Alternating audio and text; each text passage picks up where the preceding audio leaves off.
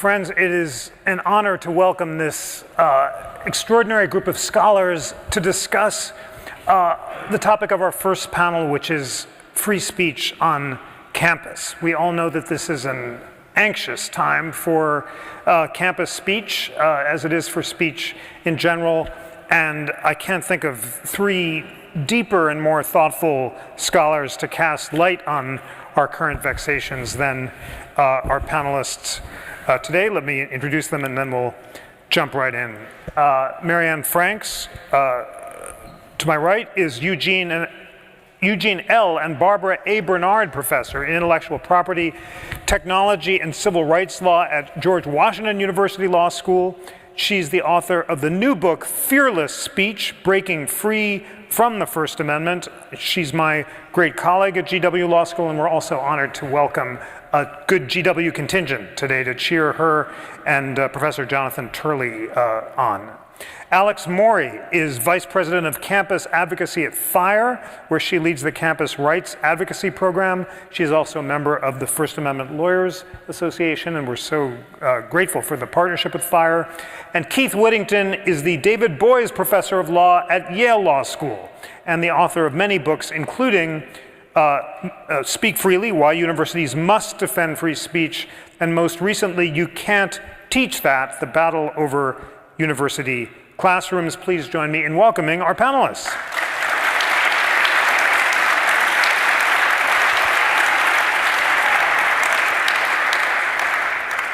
I'd like to start with the concrete question that transfixed the nation last year during those famous congressional hearings with the university presidents, and that's can and should calls for the genocide of Jews on campus be protected by the First Amendment or not.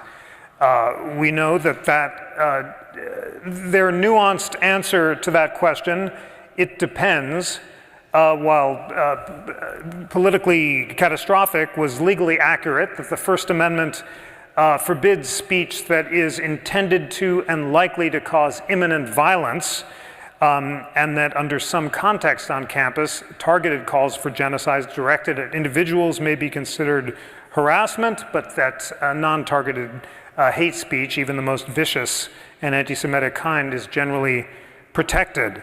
Keith, you've written a great book on university free speech, as well as your new book on the speech rights of professors. Sum up what the current First Amendment says about whether or not and when calls for the genocide of Jews on campus would be protected, and then do you endorse that First Amendment framework or not? Well, I think you just summarized it quite nicely of thinking about there are some well-recognized exceptions to First Amendment protections for extreme and violent type political rhetoric, including a very narrow set of exceptions relating to incitement that the court across the 20th century narrowed substantially, precisely in order to protect a great deal of radical and extreme political expression in public life in general, and for many university campuses that would apply in that context as well.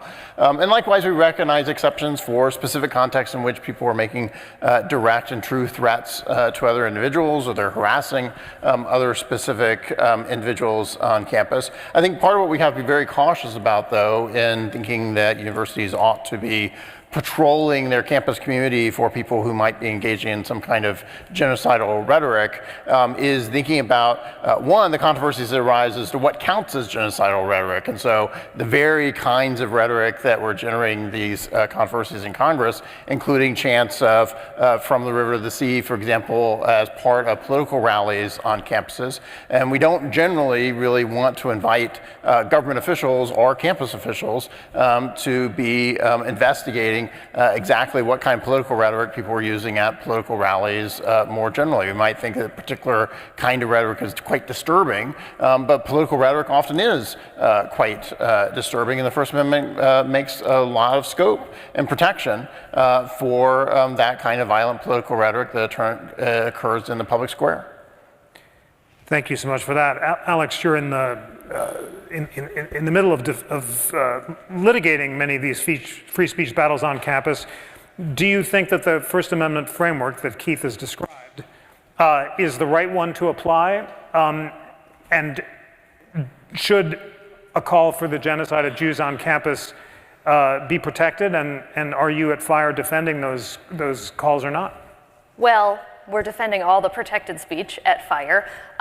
The First Amendment does a really good job of making sure that things like discriminatory harassment, properly defined, threats, incitement, vandalism, things we did see on college campuses, especially in the spring semester, are not allowed. But what we also see are crackdowns on protected speech, students out there protesting, op-eds in the student newspaper, faculty who want to speak out on their own time and express an opinion on the Israeli-Palestinian debate. We are seeing protected speech investigated. We're seeing professors have their contracts non-renewed, students facing bias response type investigations that sometimes hang over their head for, a year or more. And so it's a situation where two things can be true on college campuses.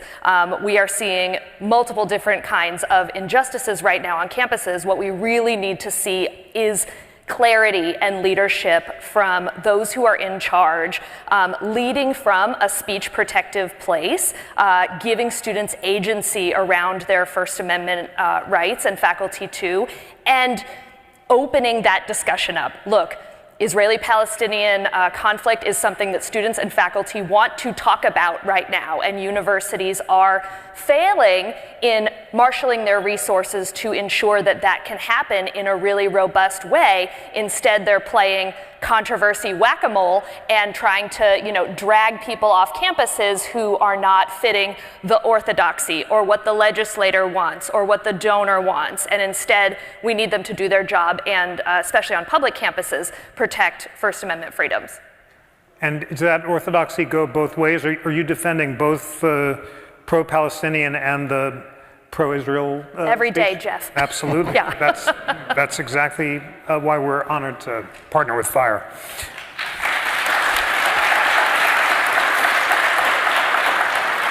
Marianne, you have a really important new book out on fearless speech, and I want to ask you about the thesis on the next round, but just on this particular question of whether calls for the genocide of Jews on campuses should be protected. Under your framework, would you say yes or no?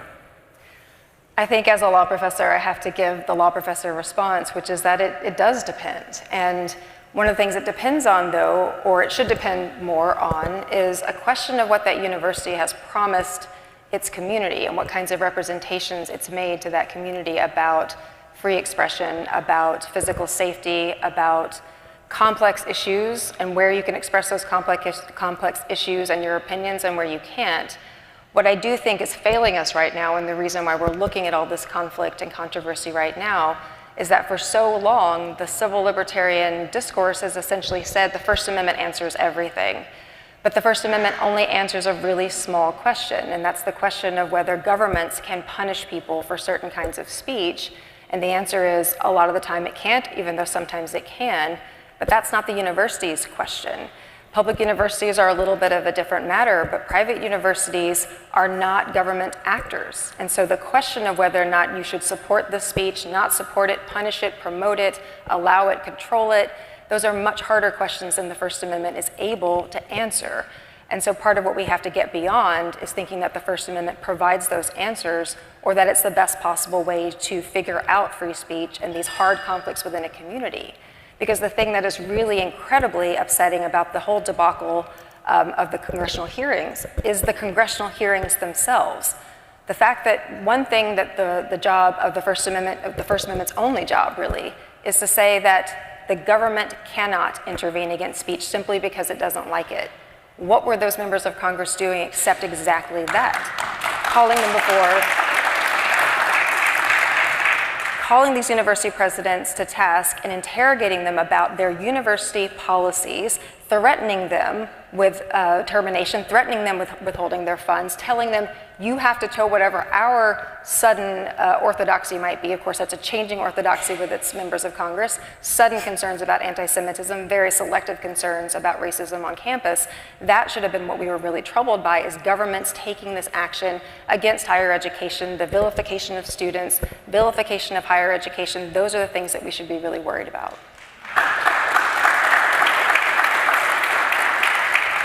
Thank you so much for that. Keith, your important new book focuses on the speech of faculty. You give us the history of protection for faculty speech and tell us about the Garcetti case, which allowed for the regulation of workplace-related speech and examine whether or not there's an exception for campus. What is the status of faculty speech on the Gaza protests? People, as we've been discussing, have been disciplined on either side. And what's the right framework for whether or not professors should be able to express themselves for or against the Gaza war in the classroom and on campus? Well, unfortunately, I think there's a lot of uncertainty as to both what the right legal framework is that's currently applied to faculty in these situations, and also what the policy framework is on a lot of university campuses more generally. Part of what's already come up in this conversation is when you think about universities, is they're very complex speech environments, and we see speech occurring in lots of different contexts, and those contexts matter. So not only is the context of a specific instance of speech, but also the context in which speakers are taking place, and faculty are part of that. So what faculty are saying in the classroom, for example, is governed by a very different set of norms and expectations than what faculty might be saying at a political rally on campus as well. And we expect faculty to conduct themselves rather differently in those two kinds of situations. I think what's critical, especially in a classroom context, is that we protect the ability of faculty to be exploring controversial and difficult ideas that are germane to the content of their class. And that we don't want either university officials or politicians or various outsiders suppressing the ability of faculty to lead their students through those difficult conversations about controversial ideas that people are going to have real disagreements with in the context of those classes.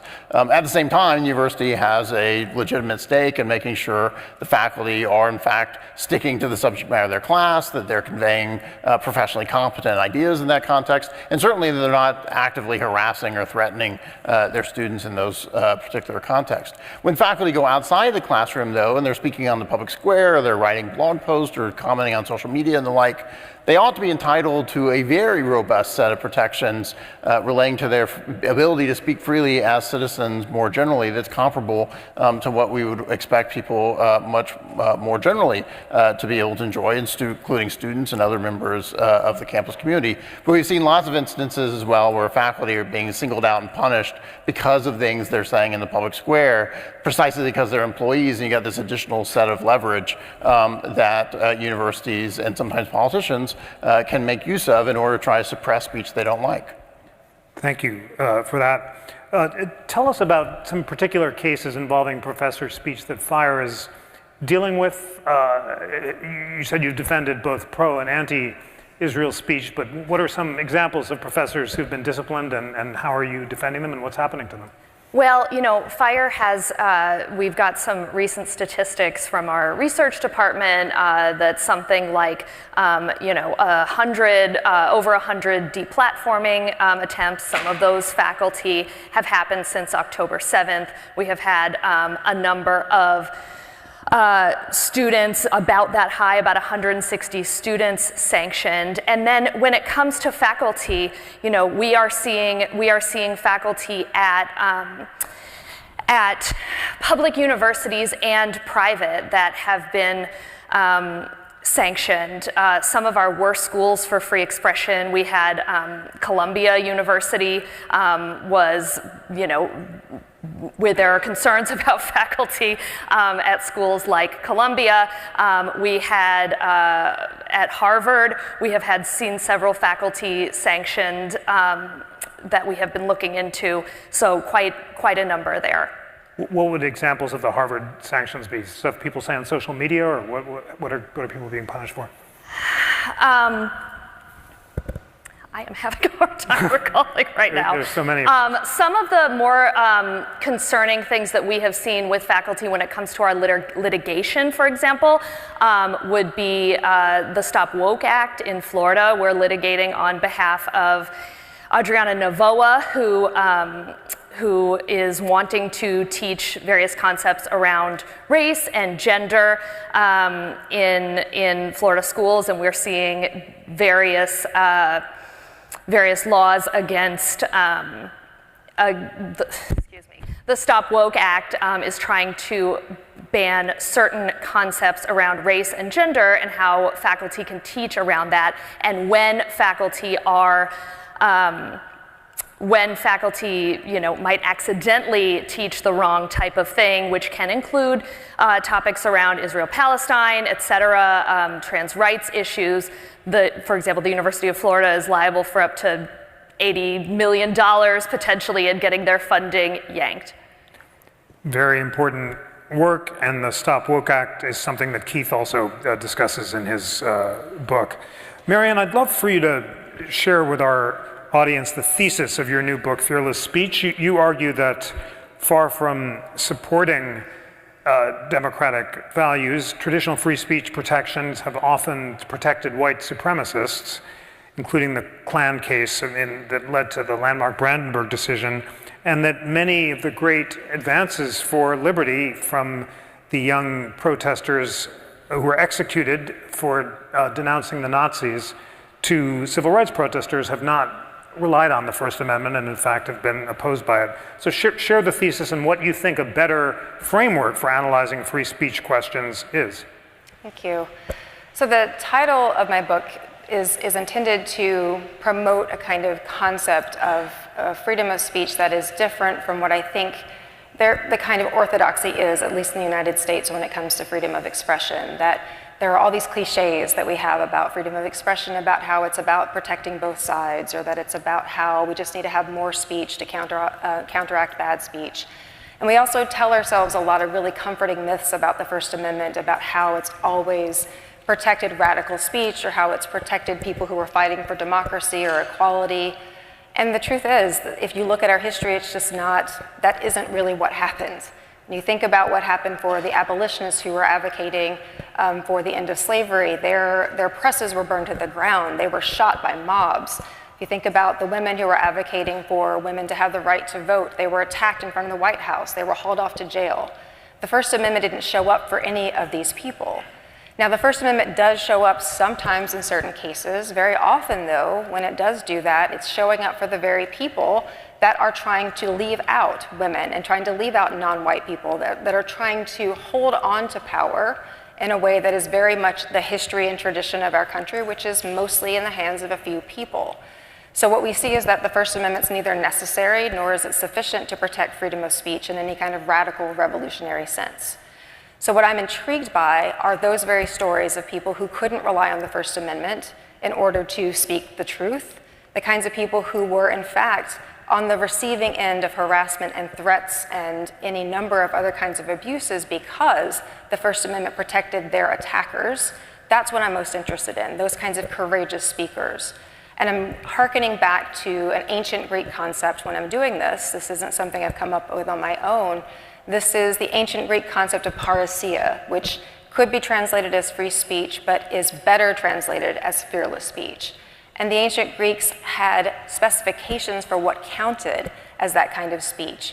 When they talked about the kind of speech that was essential to democracy, they didn't just mean the kind of speech where you just say what you want with no consequences, where everybody says whatever they want. They said the kind of speech that is actually essential to democracy is the kind that is candid, that is courageous and critical. And what that meant was, and this is partly through an analysis that we get from philosophers like Michel Foucault, who have said, what they really mean by that fearless speech is someone has to speak to someone who has more power than they do. And they have to criticize the person who is in more power. And they have to take that kind of risk to themselves, but not imposing that risk on other people. So if you look at our typical First Amendment heroes, the neo-Nazis or the Klan, there may be a lot of reasons to say it's good on balance that the government didn't punish them or shouldn't punish them for their speech. But those are not good examples of freedom of expression if we care about democracy, because those are people who want to deny democratic rights and the freedom of speech to other people. We have lots of other examples that we could be thinking about of people who tried to criticize those who were in power. We have lots of examples of people who have actually stood up and, in some cases, heckled Nazis, right? Dorothy Thompson is one of the people in my book, and that huge Madison Square rally in 1939, 20,000 people showing up for the Nazis. Dorothy Thompson, the journalist, showing up in her evening gown on her way to another event and heckling the Nazis, right? Making fun of them, calling them out, insulting them, and getting hustled out by armed guards. That's the kind of thing I think is really inspiring. This is the kind of speech that is truly courageous. That's the kind of speech that actually guarantees something about democracy. Thank you so much for that. Keith, in your books on university free speech and also on the rights of faculty members, you defend the First Amendment tradition. And I wonder if you'd like to do that now. It is true that it was a case involving Ku Klux Klan members that led the court to recognize that principle that speech can only be banned if it's intended to and likely to cause imminent violence. Why do you think on balance that the tradition honorably defends values that are core to the mission of the university, and do you think that it should continue to be defended?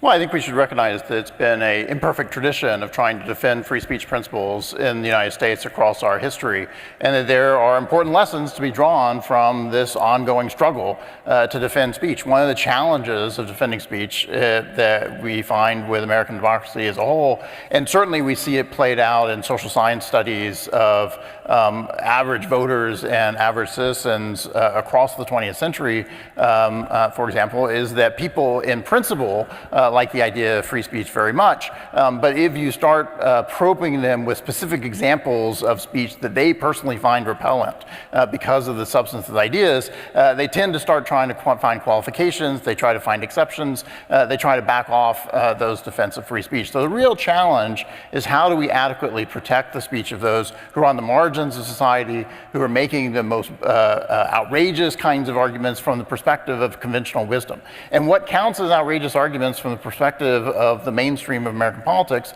is going to shift over time. There are times in which the abolitionists were the ones who are on the outside of the mainstream of society and trying to persuade the majority to come to their views. There are times in which labor unions were in that position. There are times in which socialists and political radicals were in that position. There are times when pornographers and countercultural figures and literary figures were in that tradition. But there are also times when Nazis and KKK members and others who find themselves on those margins of society and trying to engage in speech people want to suppress in various ways. And the fact is, if you're going to try to create this blanket of protection across society as a whole such that you can protect speech on the margins of society, sometimes that's going to mean you're going to protect some Nazis, you're going to protect some Klan members, but also means you're going to protect some abolitionists, you're going to protect some suffragettes. And the question is there an alternative that would work better, that would allow you to only protect the speech that's really the good speech and exclude the speech that's really the bad speech? And I think our history and the history of the world more broadly suggests that if you start empowering government officials to pick and choose which speech they want to protect because they think is really valuable and which speech they want to suppress because they really think it's pretty bad and people shouldn't have to listen to that, the result is not going to be good for democracy or for the margins of society or for the progress of society more broadly.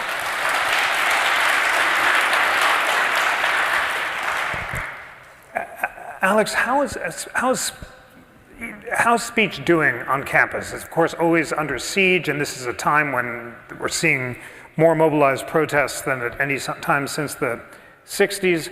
Our schools, of course, there are many excesses on all sides, but are schools broadly applying a version of the First Amendment framework or not, both when it comes to the protest and time, place, and manner, and also the speech of students and faculty? Give us a sense on the ground of how things are going. Yeah, well, it's not good. Colleges and universities are, and I think we all feel it, right? Because what comes off of college campuses, moves into our society. Colleges are training the next generation of leaders. Public university campuses, as Keith mentioned before, have to provide the First Amendment. They don't always, whether in their policies or practices. And then the vast majority of private institutions make First Amendment-like promises. So they are pulling students and faculty into their academic community with the promise of free debate, free inquiry. October 7th was a game changer of a moment when it came to putting the practices and the principles and the policies that universities either did or did not have in place into practice.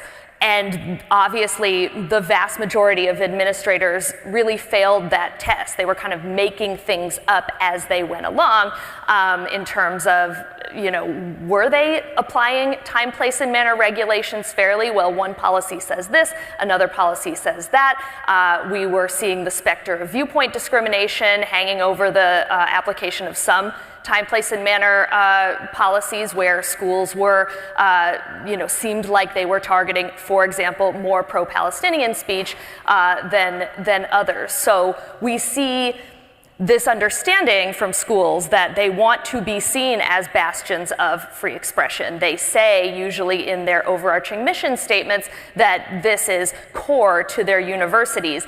And yet, when other controversies pop up, those seem to take precedence, and the First Amendment free speech norms take something of a backseat. So we absolutely, are seeing on campuses that are supposed to protect the First Amendment, particularly on public campuses, we are still nonetheless seeing some of these authoritarian tendencies toward orthodoxy, towards, re-educating students and faculty, making them take things off their syllabi, or, having them do trainings that require them to express certain viewpoints that are totally antithetical to the First Amendment, totally antithetical to the kinds of heterodoxy that we want to see in the academy, and yet they're there.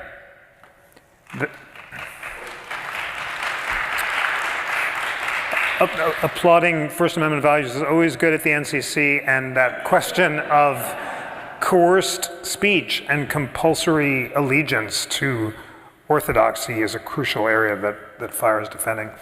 Marianne, say more about your important framework, which is really a significant contribution to the debate at the time when many students and others are looking for an alternative to the traditional framework. How would it apply in particular cases on campus? Are there kinds of speech that is protected under the traditional framework that would not be protected under yours? And because you don't think the First Amendment is the main protector of fearless speech, what are other ways of promoting it on campus?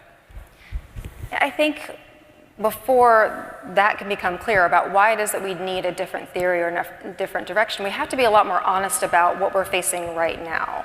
So when we look at the kind of chaos we're seeing on college campuses, we're looking at the chaos that we're facing as a nation. That's all happened while the First Amendment has been in place. That's all happened while people keep saying, every administration, every government official, every member of Congress, every university president is saying, we care about the First Amendment. Elon Musk loves the First Amendment, right? Ron DeSantis loves the First Amendment. Sort of. UVA loves the First Amendment, and so much so that it gets ranked first in FIRE's rankings this year. UVA, who sent out state troopers to their student protesters and to their faculty, had them beaten, had them pepper sprayed, decided they were going to no longer have tours that explained that Thomas Jefferson was an enslaver. That's the university that we're saying is at #1 for college speech. That's a very unusual way to look at freedom of speech, I think. So when I talk about the problems with the First Amendment, I'm saying that when we hear a lot of First Amendment fundamentalists say things like, well, what would be the alternative? Aren't you worried that the next thing will happen is they're going to go after the people you do like? What do we think is happening right now? When has it ever been true that we have actually protected the speech of people who were truly at the margins of society? The Nazis are not at the margin, they're right there at the center, right? When we're talking about the people who were always silenced, who were never protected by the First Amendment, that has always been the people arguing for racial justice, gender justice, other forms of justice, right? Keep in mind all those great labor or communist cases from the early parts of the 20th century, they all lost, right? It wasn't until the Nazis showed up that people started winning, and that's not a coincidence. So I think we have to stop telling ourselves this fairy tale that there's this concern that if we do differently, this bad thing will happen. The bad thing is happening right now. The bad thing is happening just as the First Amendment is still there. It hasn't been knocked off of its pedestal. And Ron DeSantis says he loves the Chicago principles. He loves the First Amendment. And now he's loving the First Amendment so much that he is threatening channels in Florida to say you can't run an abortion ad that I don't like. Right? Ron DeSantis says, I love the First Amendment so much that I am going to strip out certain topics from the curriculum. I'm going to ban discussions of diversity, right? We've got a former president who's now running for president again saying, I am going to ban everything that I don't like. That's all happening right now. Protesters are not being protected. Student demonstrators are not being protected. People who are speaking out in a way that is actually courageous are not being protected right now. It is a false promise to say, oh, protect all the Nazis, it'll protect everybody else too. No, it protects the Nazis and it doesn't protect the other people. That's the deal we're given. So if that's the deal we're given, my argument is we can do better than that. And we can do better than that first by saying, first of all, let's acknowledge that the First Amendment is limited for a reason. It's only about the government. It's one thing to say you don't want to put people in jail for having bad ideas. That's fine. But for a university, for a college campus, that's just such a strange place to start. And I say that as a professor. If I, in my classroom, are saying, let's just talk about all the things that you're allowed to talk about that people can't be thrown in jail for, that's not a good classroom discussion. That's a boring discussion and probably a pretty chaotic one. College campuses, universities are unique places where you have opportunities to talk about interesting ideas, valuable ideas, yes, controversial ideas, but not just any idea. There's got to be some distinction made between what is actually quality versus just quantity. Those are the hard decisions that we can't avoid by simply backing up and saying, First Amendment, or counter speech, or any of those other myths, or any of those other cliches. They are hard questions where you have to take into account that you are a community that is trying to do something together. Hopefully, it is trying to sift through history and politics and find something like truth and find something like democracy, find something like equality. But if you're going to do that, you're going to have constant conflicts all the time, conversations about what the rules of the classroom might be or the rules of the campus might be, because in the absence of that, all you get is the most powerful people speaking all the time over everyone else. And so much so that if we think about just the context of journalism or think about freedom of expression around the globe, the United States ranks 26 out of 161 countries for freedom of expression, 55 when it comes to press freedom out of 180. Why do we think that we're doing the best, or why do we think the First Amendment is working so well when the evidence all around us is telling us that we're actually failing?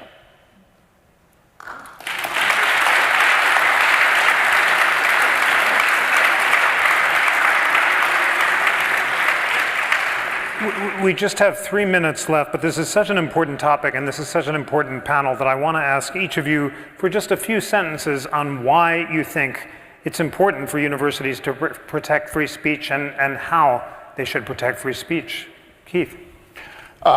Look, I think it's essential to the mission of what we understand universities to be doing is trying to operate on the cutting edge of human knowledge and expand that range of knowledge outward. Universities have to be places then where we can ask very difficult and controversial questions, where we can leave open the possibility we're going to get very controversial answers that politicians and other powerful figures are going to disagree with and dislike. And universities simply aren't going to be able to accomplish the core thing that universities have been trying to accomplish over the last century if we take that away. And so the real question going forward is, are we going to preserve universities as places that are going to protect free inquiry and protect free speech more broadly, or are we not? And there's certainly plenty of people out there in the political arena, both on the left and the right, who would like to restrict universities dramatically and take law speech off the table. And I think those of us who care about universities, as well as those of us who care about free speech, ought to be concerned with how do we protect these values more in a university context, and how we push back against that kind of pressure the universities are now facing. Thank you so much. Alex, why is it important to protect free speech, and how should universities protect free speech? Because universities are cranking out our future leaders and what students are learning, not just in the classroom, but when it comes to how do we interact with our peers? How do we solve disagreements in society? How do we approach big problems? Do we do it by, jailing or punishing or banishing our ideological opponents, or can we harness the power of our birthright? All of us have the First Amendment, birthright in the U.S. to come at these discussions in an authentic way. We need, at every level in universities, starting with leadership, people who really genuinely understand these values, who aren't just on a power trip, who aren't just running a university like a corporation, who aren't just political lackeys, but people who really understand that what they're doing in this institution is something really special for our democracy, and that will trickle down in the policies, in the practices, in the trainings that students are provided, and in the resources that students and faculty get to really express themselves. And we will see a difference if our university leaders can do this.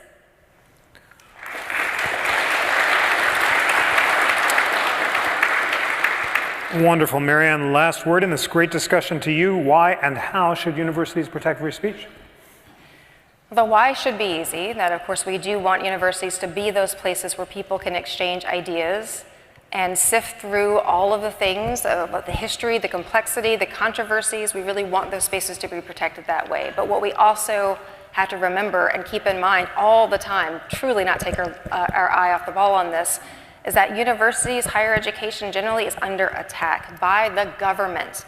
It is not, as many people were trying to convince all of us to believe for the last few decades, it's not snowflake students, and it's not cancel culture, and it's not any of those things. It's the government that has declared war on higher education. And specifically, we have to talk about how it is actually the right-wing government, right? It is Republicans as a party platform saying, we don't want to have higher education to be this critical enterprise. We want to make critical, right, a dirty word. We have a vice presidential candidate for the Republican Party saying the professors are the enemy.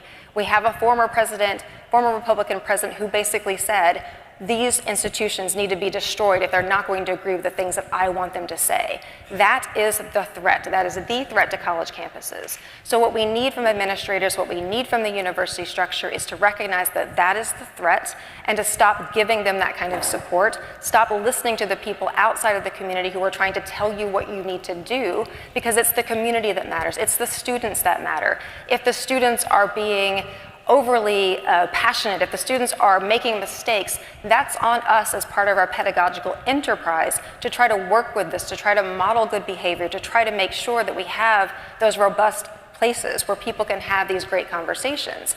But we shouldn't be answering to members of Congress, and we shouldn't be answering to big donors. We should be answering to our students, and I hope that that is something that we can all reorient ourselves around if we care about colleges, campuses, freedom of expression at universities.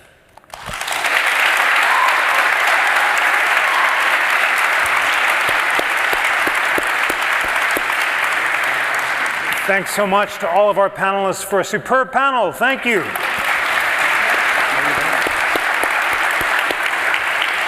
right, ready?